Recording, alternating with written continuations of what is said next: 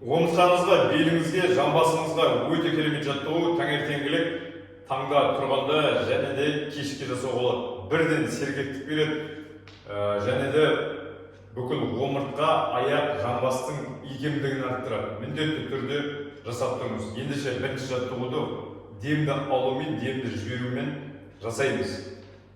Күнде жасауға болады, немесе аптасына 4-5 рет жасауға болады. Ендеше 2 подход, 3 подход. Бірінші жасағанда 12-ден норма. Бірінші осылай тұрдық.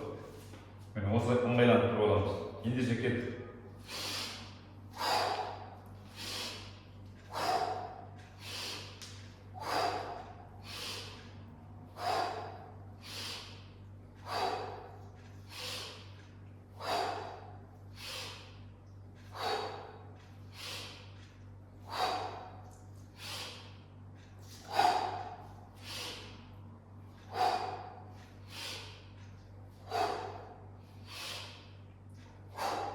Керемет.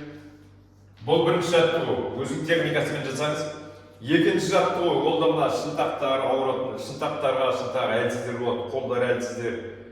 Сосын жалпы бүкіл омыртқа, жамбасқа. Керемет. Ендеше осылай осы қашықтықта тұрдық. 12 рет.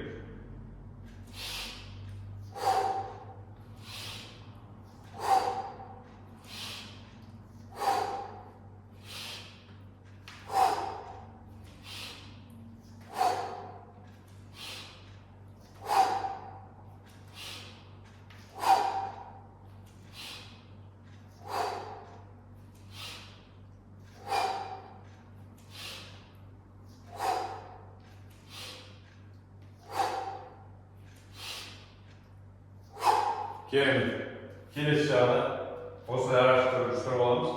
Сосын еркін аяқты биігірек көтеруге болады.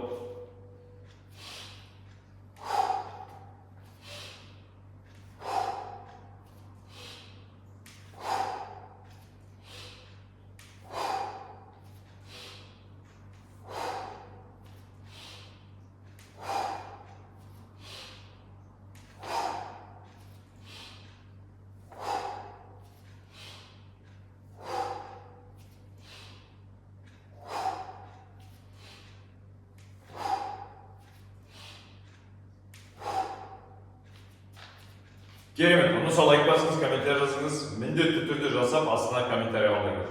Аман болайық.